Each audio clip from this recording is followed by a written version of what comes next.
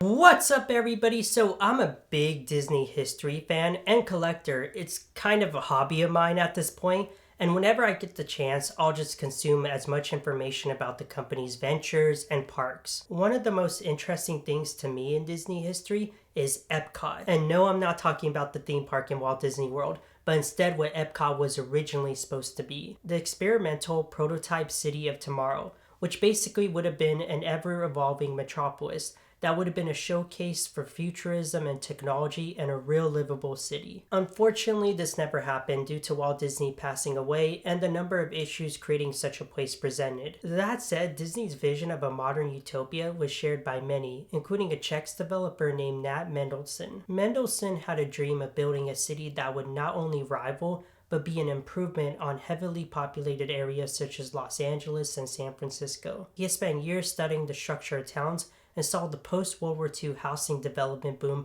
as a perfect opportunity to make his dream a reality. This was going to be a place for modern industry, families, and academia.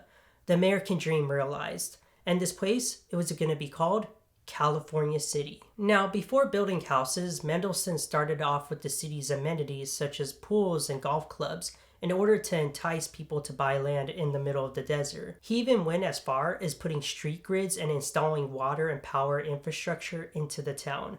Radio commercials were even aired promoting California City as the next best place to buy land, the once-in-a-lifetime investment opportunity. A standard 3-bedroom house started at $8,700, which is about $85,000 today. Of course, thousands of people purchased homes well into the 1960s. However, there was an issue. Most of these homes had not been built yet and seemed to be stalled in their construction. At the time, only about 7,000 people lived in California City versus the many of thousands and thousands that invested into properties. This in turn caught the attention of the United States Federal Trade Commission, or the FTC, who investigated what was going on with California City. In 1972, the FTC concluded that the advertising and sale of land in California City was deceptive.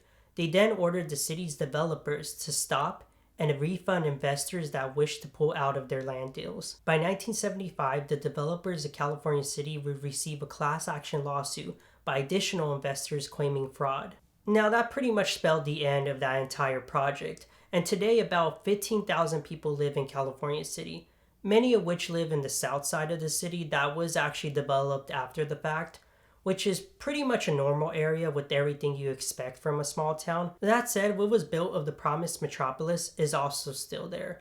This includes the amenities as well as the plumbing and street roads that lead to nowhere. That said, technically based on solely the amount of land area California City has, it is technically the 3rd largest city in the state. On top of that, one of the strangest things about California City is that despite the roads leading to nowhere, they still are legal roads, which means they have names, speed limits, and can actually be navigated by GPS. Now, with all that said, let me know in the comment section below. Have you been to California City? What was your experience like there? Did you get a chance to drive on those empty roads? I'm curious to hear. And as always, thank you so much for watching this video. If you like it, please hit that like button as well as that subscribe button below so you can stay up to date with all my latest content. And as always, peace.